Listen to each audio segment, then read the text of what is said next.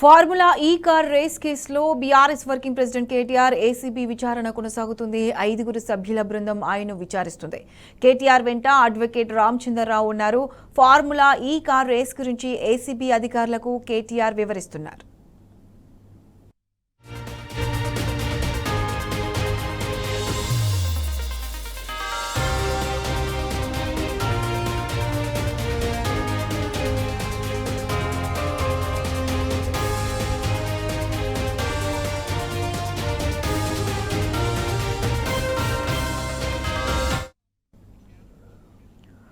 Formula ఈ car race కేసులో BRS working president KTR ACB విచారణ కొనసాగుతుంది. దీనికి సంబంధించి పూర్తి అప్డేట్స్ మా ప్రతినిధి రంజిత్ లైవ్ లో అందిస్తారు. రంజిత్, చెప్పండి, దాదాపు 5 గంటల పాటు ఈ ఏసీబీ విచారణ కొనసాగుతుంది. మధ్యలో లంచ్ బ్రేక్ కూడా ఇచ్చినట్టు తెలుస్తుంది. అయితే ఇంకా ఎంతసేపటి వరకు ఈ విచారణ కొనసాగుతుంది? దీనికి సంబంధించి పూర్తి అప్డేట్స్ ఏంటి?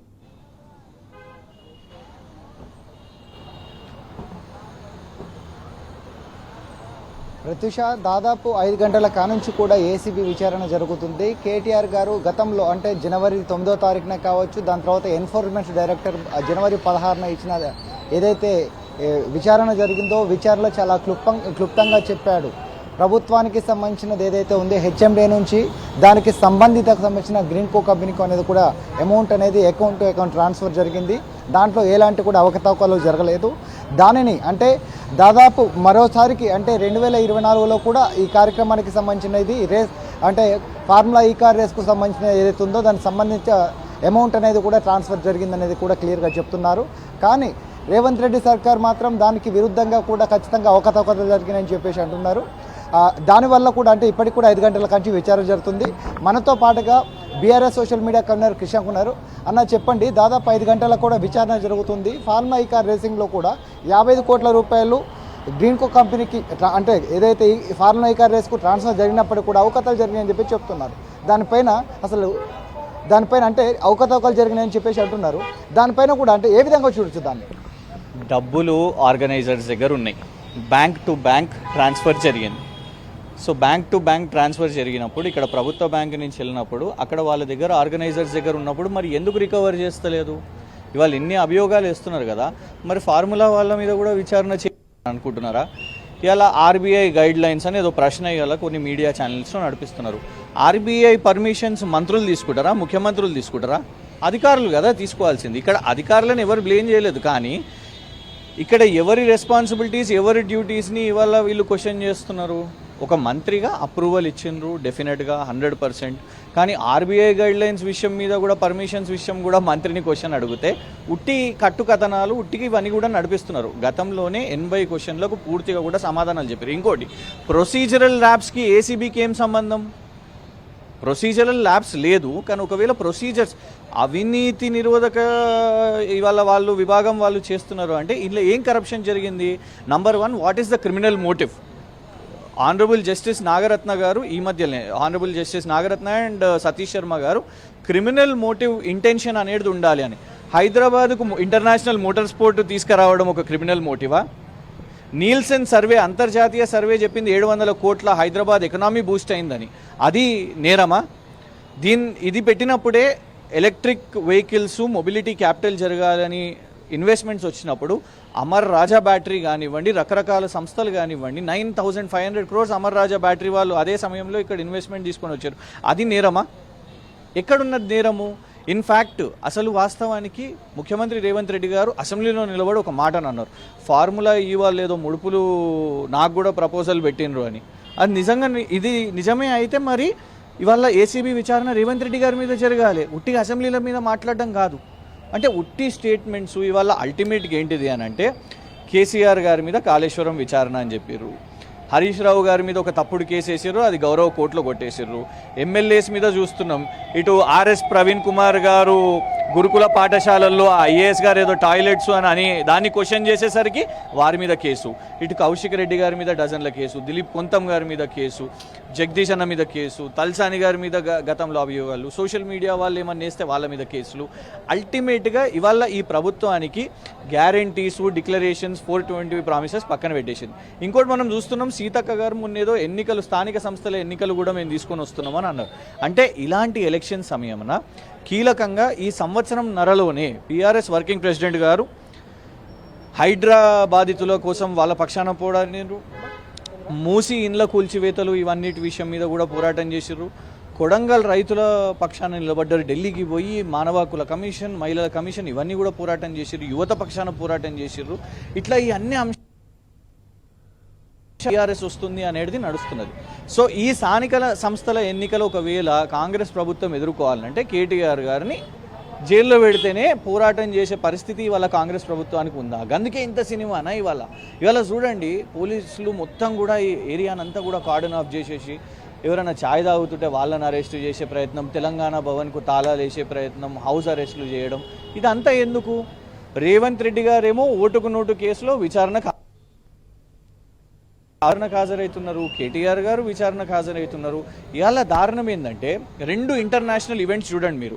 ఇటు మిస్ వరల్డ్ కాంగ్రెస్ ప్రభుత్వం చేసింది, ఇటు ఈ ఫార్ములా ఈతోని 700 కోట్ల రెవెన్యూ, మిస్ వరల్డ్తోని చిల్లిగవ్వ నీకు రాలేదు, నువ్వు అసలు నీ స్పాన్సర్ ఎవరో కూడా తెలియదు, వాళ్ళని తీసుకుపోయి మెగా ఇంటికి తీసుకుపోయినావు, ఇంకేదో రియల్ ఎస్టేట్ కంపెనీకి తీసుకుపోయినావు, ఇవన్నీ పరిస్థితి. ఇక్కడనేమో సచిన్ టెండూల్కర్, అప్పటి కేంద్ర మంత్రి అనురాగ్ ఠాకూర్, కిషన్ రెడ్డి గారు వీళ్ళందరూ కూడా వచ్చారు, శిఖర్ ధవన్, పెద్ద పెద్ద స్టార్స్ వచ్చారు. మీ దానికి అనుముల తిరుపతి రెడ్డి గారు, రేవంత్ రెడ్డి గారు బ్రదర్ తిరుపతి రెడ్డి, ఆ ఫహీం ఖురేషి అంట ఆయనేందో, అట్లాంటి వాళ్ళు మీ మిస్ వరల్డ్ దానికి పోయారు. దీని గురించి ఏమో Anand Mahindra, I'm proud to be taking part in this, ఇది ఇండియాలో జరగడం చాలా గొప్పది అని ఆనంద్ మహేంద్ర లాంటి వ్యాపారవేత్త మాట్లాడు. కానీ మీ మిస్ వరల్డ్ గురించి మిస్సింగ్ ల్యాండ్ ఏమని అన్నది, నన్ను ఒక వేశ్యలాగా చూసిర్రు, ఆ కార్యక్రమం చేసిర్రు ఆ మిస్ వరల్డ్ అని చెప్పింది. అసలు విచారణ ఇవాళ కేటీఆర్ గారి మీద, ఫార్ములా ఈ మీద జరగాలనా, లేకుంటే మిస్ వరల్డ్ అనే ఒకటి మీరు చేసి మహిళల మీద జరిగిన ఏదైతే ఇవాళ వచ్చిన ఆరోపణలు దాని మీద విచారణ జరగాలనా? ఇలా ఎన్నో అంశాల మీద రేవంత్ రెడ్డి గారి ప్రభుత్వం మీద విచారణ జరగాలి. సో డెఫినెట్గా ఒక తెలంగాణ బిడ్డగా తెలంగాణకు నంబర్ 1 స్థానం అంతర్జాతీయ స్థాయిలో ఒక గ్లోబల్ స్పోర్ట్లో రావాలని ఏదైతే ప్రయత్నం కేటీఆర్ గారు చేసిరో దాని మీద నువ్వు ఇవాళ ఆరోపణలు విచారణలు చేసినా కూడా ఏమీ కాదు. అల్టిమేట్గా కేటీఆర్ గారిని సైలెన్స్ చేయాలి, ఏదో కేసులు వేసి జైలు వేయాలి అనే ప్రయత్నం చేస్తున్నారు. కానీ ఇది 100% రేవంత్ రెడ్డికి ఒక సెల్ఫ్ గోల్ మాత్రమే అవుతుంది అని మేము పూర్తిగా భావిస్తాం. అంటే ఒకవైపు 420 హామీలు కాంగ్రెస్ ప్రభుత్వం ఇచ్చింది, మరోవైపు విచారణ పేరుతో అంటే ప్రతిరోజు కొట్టి నెలలో 30 రోజులలో 15 రోజులు విచారణ కార్యక్రమం పెడతారు. అటువైపు హామీలు నెరవేర్చాక ఇటువైపు విచారణ, దాన్ని ఏ విధంగా చూడొచ్చు? ఎగ్జాక్ట్లీ ఇవాళ రాష్ట్రంలో మనము పాపం రైతులకు లాస్ట్ టైం రైతు బంధు పూర్తిగా కంప్లీట్ చేయలేదు, రుణమాఫీ పూర్తి కాలేదు, 2500 రూపాయలు మహిళలకు ఇస్తా అన్నాడు కాలేదు, తులం బంగారం రాలేదు, ఎన్నో చోట్ల విద్యుత్ కోతలు అవుతున్నాయి, నీటి అంశాలు ఉన్నాయి, రైతులు వచ్చి ధాన్యం విషయం మీద ఈ ముఖ్యమంత్రి ఇవాళ వరకు కూడా రైతుల కోసం రివ్యూ మీటింగ్ కూడా చేపట్టలేదు, ధాన్యం కొనుగోలు కాలేదు. సో ఇవన్నీ కాకుండా ఇవాళ ఏం చేస్తున్నారు మీరు చూడండి, ఉద్యోగులను కలవాలనన్నా ఇదే police command control, miss world వాళ్ళని తీసుకురావాలనన్నా ఇదే పోలీస్ కమాండ్ కంట్రోలు, క్యాబినెట్ మంత్రులను కలవాలనన్నా ఇదే పోలీస్ కమాండ్ కంట్రోల్. ఎందుకు? ఒట్టి పోలీసుని మాత్రమే ఉపయోగించుకుంటున్నాడు. మనం చూసినాం కదా, వేల మంది పోలీసులు బీఆర్కే భవన్ దగ్గర, ఇలా వేల మంది పోలీసులు ఏసీబీ ఆఫీస్ దగ్గర. పోలీస్ అన్నలు కూడా ఆలోచించాల్సిన అవసరం ఉన్నది. ఇంత మొత్తం కూడా ప్రతిపక్షాల నోరు మూసేయాలి అని ఇవన్నీ ప్రయత్నం చేస్తే అల్టిమేట్గా ప్రజలకు ఈ వ్యవస్థకు దూరం అవుతున్నారు. ఇలా నువ్వు ఇంత బలగాన్ని నువ్వు ఇవాళ ఈ ఫోర్స్ని పెట్టుకొని ఇవాళ అన్ని ప్రయత్నం చేస్తే ఏం సాధించగలుగుతావు? కోర్టులు కూడా ఇవాళ నువ్వు ఉదాహరణకు దిలీప్ కొంతం గారిది ఉంది, ఆయనను తీసుకుపోతేవి 3 సార్లు తీసుకుపోయినావు, 3 సార్లు కూడా నీకు ఏమైపోయింది? తిరస్కరణే అయింది కదా. కోర్టు రిమాండ్ ఇవ్వలేదు, వాపస్ పంపించేసింది. అక్కడనే నీకు అర్థమైపోవాలి స్ట్రెంత్ లేదు నీ కేసులో, కానీ కక్ష కనబడుతున్నది. సేమ్ థింగ్ ఇక్కడ కేటీఆర్ గారి దాంట్లో కూడా ఉదాహరణకు ఈడీఏ ఉన్నది. ఈడీ ఎందుకు వదిలేసింది? ఈడీని బలవంతం పెడుతున్నాడు, ఈయనే గడికి ఢిల్లీకి పోతున్నాడు. నీతి ఆయోగ్ ఇవేం కాదు, పోయి కేసు పెట్టండి అని చెప్తున్న పరిస్థితి. కానీ ఇవాళ అందులో స్ట్రెంత్ లేదు కాబట్టి ఇక్కడ పుష్ చేస్తున్న పరిస్థితి. కేసు పెట్టండి, కేటీఆర్ గారిని లోపటేయండి అనే ప్రెషర్ మాత్రమే పెడుతున్నాడు. ఫైనల్గా వచ్చేసి ఫార్ములా ఈ కార్ రేసింగ్లో అంటే దీంట్లో ఎంత పస ఉంది? చూడండి, తమిళనాడులో కూడా ఫార్ములా ఈ అయిందండి. తమిళనాడులో ఎవరు ప్రభుత్వం ఉంది? డిఎంకే కాంగ్రెస్ ప్రభుత్వం ఉంది. వాళ్ళు 42 కోట్లు ఆ ప్రభుత్వమే, ఉదయనిధి స్టాలిన్ గారు అయినారు. మరి అక్కడ ఎందుకో కాలేదు?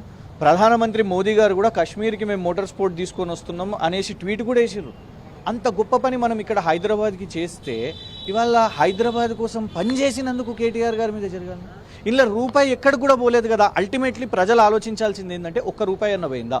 ప్రభుత్వం బ్యాంకు నుంచి ఫార్ములా ఆర్గనైజర్స్ బ్యాంకుకి వెళ్ళింది, ఆ డబ్బులు బ్యాంకులోనే ఉన్నాయి. ఆ డబ్బులను ప్రభుత్వం ఎందుకు రికవర్ చేస్తలేదు? రేవంత్ రెడ్డి గారు ప్రభుత్వం రికవర్ చేయాలి కదా. ఆయన చేపట్టి మనకు నష్టం జరిగింది ఏంటిది? ఒక సీజన్లో 700 కోట్లు వస్తే మరో సీజన్లో కూడా మన దగ్గరనే ఇక్కడ అవుతున్న క్రమంలో భారతదేశంలోనే జరగలేదు అట్లాంటిది. మన దగ్గర మనది తీసుకొని వచ్చిన పరిస్థితి. కానీ ఇవాళ వారు చేసిన దాంతో నష్టమైంది. ఆ నష్టాన్ని కవరప్ చేసుకోనీకే మేము మిస్ వరల్డ్ చేసినాము, ఇది చేసినామని చేసినాము. కానీ ఇజ్జత్ బాయ్ మన దాంతో కేసీఆర్ గారి ప్రభుత్వంతో తెలంగాణ గురించి పెద్ద పెద్దోళ్ళు, నేను చెప్పినట్టు సచిన్ టెండూల్కర్, ఆనంద్ మహేంద్ర, రకరకాల కేంద్ర మంత్రులుగా పనిచేసిన వాళ్ళు ఒక ఎత్తు అయితే, ఇవాళ మీ విషయం మీద ఇజ్జత్ పోయిన పరిస్థితి. ఇది అంటే ఇక్కడ చూసుకున్నట్లయితే అంటే తెలంగాణ రాష్ట్ర ప్రభుత్వం ఏదైతే ఉందో, గత ప్రభుత్వంలో ఈ ఫార్ములా రేస్ విషయంలో ఖచ్చితంగా కూడా 700 కోట్ల రూపాయలు పెట్టిన అదే సంవత్సరంలో వచ్చిందని చెప్తున్నారు. దానితో పాటుగా అంటే దాదాపు 5 దఫాలుగా జరగబోయే అభివృద్ధి ఏదైతే ఉందో దాంట్లో ఖచ్చితంగా కూడా తెలంగాణ రాష్ట్రానికి వచ్చేసే ఆదాయం కూర్చే విధంగా కూడా చెప్తున్నారు, జరిగే ఉందంటున్నారు. కానీ దానికి ఖచ్చితంగా కూడా రేవంత్ రెడ్డి గవర్నమెంట్ దానిని అంటే ఏదైతే అభివృద్ధి జరుగుతుందో దాన్ని ఓర్వలేకనే వచ్చేసి దాన్ని వ్యతిరేకించినట్లుగా తెలుస్తుంది.